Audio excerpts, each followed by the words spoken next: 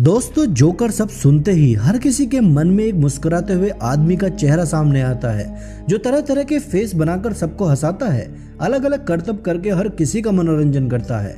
लेकिन आज जिस जोकर की बात हम इस वीडियो में करने जा रहे हैं वो दिन में जोकर बनकर सबको हंसाता था और रात होते ही लोगों को मौत के घाट उतार देता था। हम बात कर रहे हैं Pogo the clown John Wayne Gacy की, जिसके कारनामे आप सुनेंगे तो आपकी रूह कांप उठेगी। जॉन वेन गेसी का जन्म 17 मार्च 1942 को शिकागो में हुआ था। जॉन अपनी माँ और दोनों बहनों के बेहद करीब था, लेकिन उसकी अपने पिता से बिल्कुल नहीं बनती थी। उसके पिता एक शराबी थे और अक्सर अपनी पूरी फैमिली को शराब पीकर पीटा करते थे। जॉन को हमेशा ही लगता था कि उसके पिता उसकी इज्जत नहीं करते हैं। 1949 में जॉन को उसके एक दोस्त के साथ एक लड़की को छेड़ते हुए पकड़ा गया। जब उसके पिता को इस बात का पता लगा तो उन्होंने जॉन को बहुत मारा। इसीलिए जब बाद में जॉन को उसी के पिता के एक दोस्त ने सेक्सुअली मोलेस्ट किया तब उसने ये बात अपने पिता से छुपाई, क्योंकि उसको लगा कि उसके पिता उसकी बात पर भरोसा नहीं करेंगे और उसको मारेंगे भी।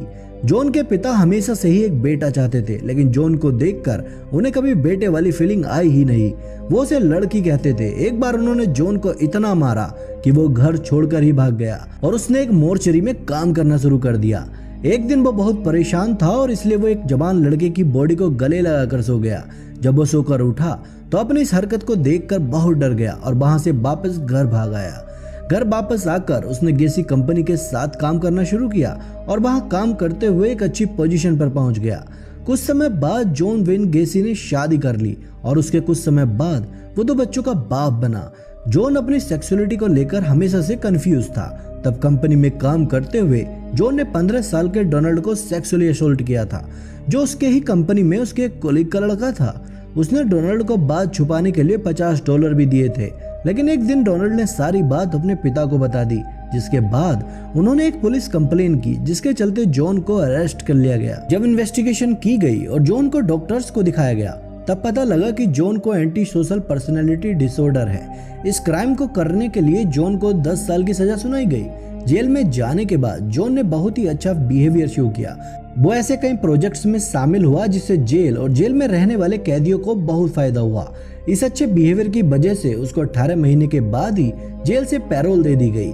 जब जॉन जेल में था तब उसकी वाइफ ने उससे तलाक ले लिया था और बच्चों की कस्टडी भी। गेसी के जेल से आने के बाद सभी ने सोचा कि गेसी अब सुधर गया होगा, लेकिन ऐसा नहीं था। उसके जेल से आने के बाद फिर से उसके मोहल्ले से आदमी और लड़के गायब होने लगे। नेबर्स को शक था कि इन सब हादसों में हो ना हो जॉन गेसी का ही हाथ था, इसलिए उन्होंने पुलिस को फोन कर सारी बात बताई। जब जॉन को यह बात पता लगी तो उसने अपने क्रिमिनल माइंड का यूज किया। उसने पुलिस और नेबर्स का ध्यान अपनी तरफ से हटाने के लिए यंग बॉयज को अपने घर बुलाना शुरू किया।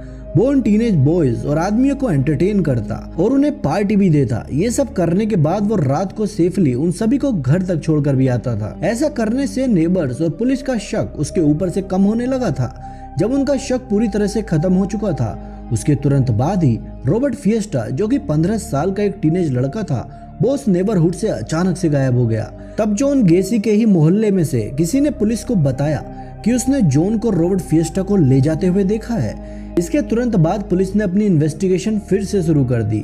जब पुलिस इन्वेस्टिगेशन कर रही थी तब इस इन्वेस्टिगेशन के सभी डॉट्स धीरे धीरे करके कनेक्ट होने लगे। ये देखकर जॉन गेसी को लगा कि अगर उसने कुछ नहीं किया तो इस बार उसका बचना नामुमकिन ही है। तब उसने फिर से अपने क्रिमिनल माइंड के घोड़े दौड़ाना स्टार्ट किया और पुलिस इन्वेस्टिगेशन में शामिल पुलिस वालों को उसने अपने घर पर इन्वाइट किया। और यही जॉन गेसी की सबसे बड़ी गलती थी। वो कहते हैं ना दोस्तों, कोई अपना चेहरा कितना भी छुपा ले, एक ना एक दिन सच सामने आकर ही रहता है। और एग्जैक्टली ऐसा ही हुआ, क्योंकि पुलिस वाले जिस दिन जॉन गेसी के घर उससे सवाल जवाब करने आए थे तब उन पुलिस वालों को उसके घर में से बहुत बुरी स्मेल आई। वो स्मेल ऐसी थी जैसे कोई मरा हुआ जीव सड़ गया हो। उन पुलिस वालों ने जॉन से उस सड़ी हुई स्मेल आने का रीजन पूछा, लेकिन उनके सवाल का जवाब जॉन के पास नहीं था। वो बहुत डरा हुआ था। अब वो समझ गया था कि उसकी होशियारी और ज्यादा चलने वाली नहीं है। तो पुलिस के बार बार धमकाने पर जॉन हार मान गया और उसके बाद उसने पुलिस को सब सच बता दिया कि रॉबर्ट फिएस्टा का मर्डर उसने ही किया है और उसकी बॉडी को उसने आज ही अपनी बेसमेंट में दफनाया है। लेकिन ये स्टोरी यहीं खत्म नहीं होती, अभी और भी बातें हैं जिसको सुनकर आपकी रूह कांप उठेगी। क्योंकि जब जॉन उन पुलिस वालों को रॉबर्ट की लाश की तरफ ले जा रहा था तब पुलिस वालों ने बेसमेंट में देखा कि वहां एक सीक्रेट डोर भी है और जब पुलिस वालों ने उस सीक्रेट डोर को खोल कर देखा तब उन्हें वहां कुछ भी नहीं मिला।